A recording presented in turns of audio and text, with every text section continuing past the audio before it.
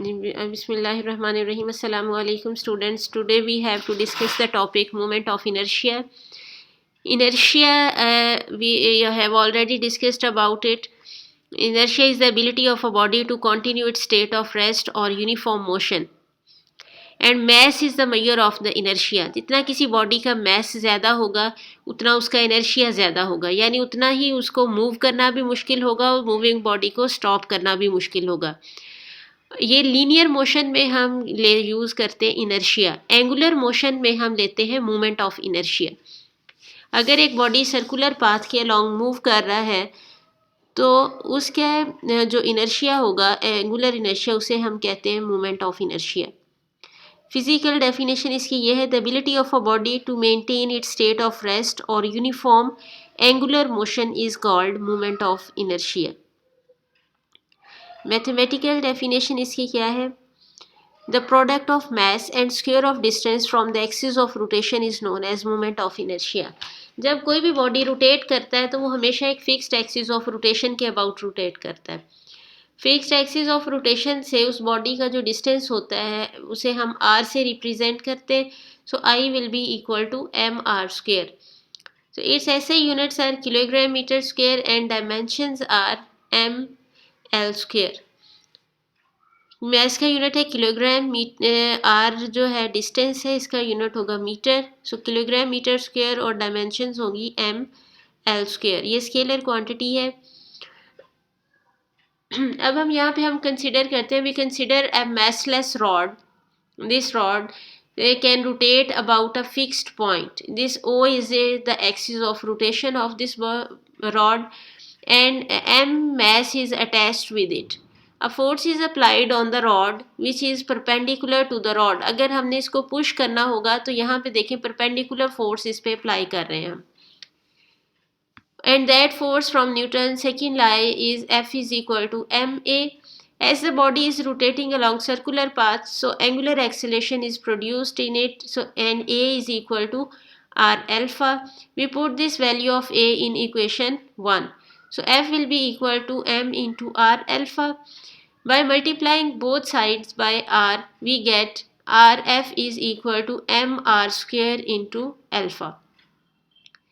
R into F क्या होता है, it is the magnitude of torque. So torque will be equal to mr square into alpha. By comparing equation 1 and 2, we see that, देखिए equation 1 थी हमारे पास F is equal to ma और second equation है torque is equal to mr square alpha.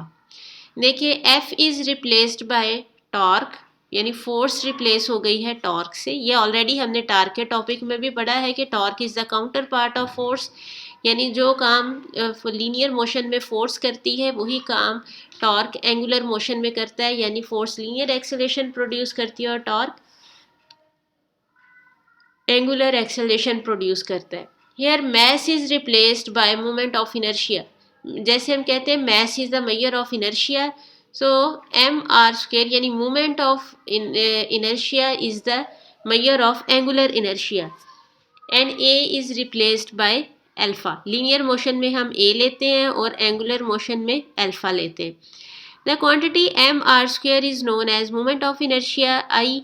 it plays same role in angular motion as mass plays in linear motion. linear motion में जो काम mass करता है यानी inertia but प्रोड्यूस करता है वही काम एंगुलर मोशन में मोमेंट ऑफ इनर्शिया करता है.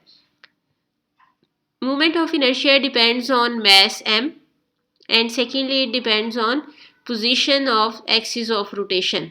जो r डिस्टेंस है उस पर मेजर डिपेंड करेगा और ये एम आर स्क्वायर के इक्वल है मोमेंट ऑफ इनर्शिया. तो एक मैस पे डिपेंड करता है, दूसरा ये किस पे डिपेंड करता है, r पे. अब हम कैलकुलेट करेंगे moment of inertia of a rigid body. ये हमने ले लिया एक यहाँ पे रिजिड बॉडी, ये रैंडम शेप है इसकी, ये रिजिड बॉडी ले लिया हमने और हम ये कह रहे हैं कि it is composed of n small message m1, m2, m3, m4 so on. Large number of message से मिलके बनाइए. और से m1 का जो डिस्टेंस है from axis of rotation is r1 M2 का डिस्टेंस है R2, M3 का है R3, सो ऑन, इसी तरह आगे से आगे ये चलता जाएगा. We consider a rigid body that is composed of n small masses M1, M2, so on Mn, and distance of each mass is R1, R2, so on Rn respectively from axis of rotation O.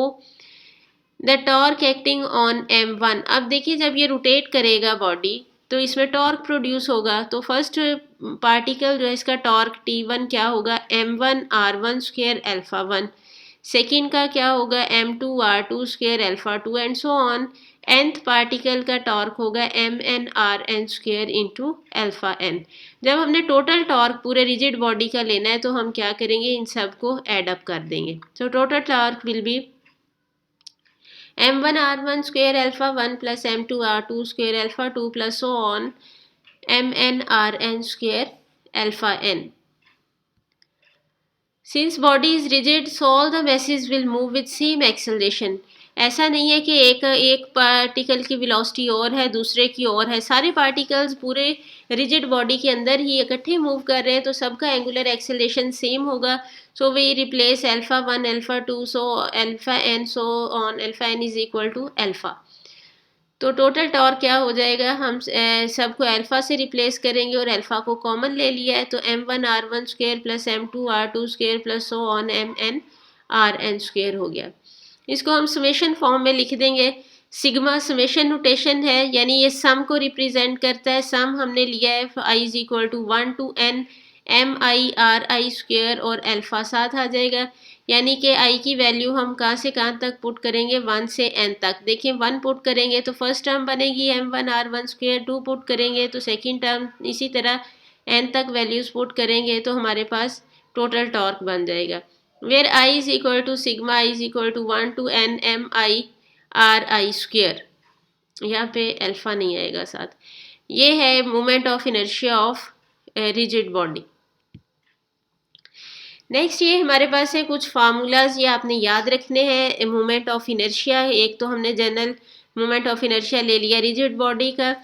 अब ये different shapes के according, derivation आपके syllabus में नहीं है लेकिन ये फार्मूले आपने याद रखने हैं जो हम न्यूमेरिकल्स में यूज़ करेंगे. कि अगर सॉलिड सिलेंडर या डिस्क हमारे पास हो तो उसका मोमेंट ऑफ इनर्शिया क्या होता है, 1/2 mr स्क्वायर. हुप का होता है mr स्क्वायर. सॉलिड स्फीयर का है 2/5 mr स्क्वायर. रॉड का है 1/12 ml स्क्वायर. रॉड अगर सेंटर से हमने हैंग की है तो इसका होगा 1/12 ml स्क्वायर. अगर एक एंड से हैंग की है तो 1/3 ml स्क्वायर होगा. इसी तरह स्फीरिकल शेल का होगा 2/3 mr स्क्वायर. हुप का अगर इसको अबाउट, यहाँ पे हमने उसके सेंटर से गुजारा एक्सिस ऑफ रोटेशन, अगर अबाउट डायमीटर हो तो फिर होगा 1/2 mr स्क्वायर. और सॉलिड सिलेंडर का अगर सेंट्रल डायमीटर के लॉन्ग लेंगे मोमेंट ऑफ इनर्शिया तो फिर वो होगा 1/4 mr square plus 1/12 ml square. ये फार्मूले आपने याद रखने हैं, स्पेशली ये जो ऊपर वाले चारों हैं ये हमने न्यूमेरिकल्स में यूज़ करने. ओके, अल्लाह हाफिज़.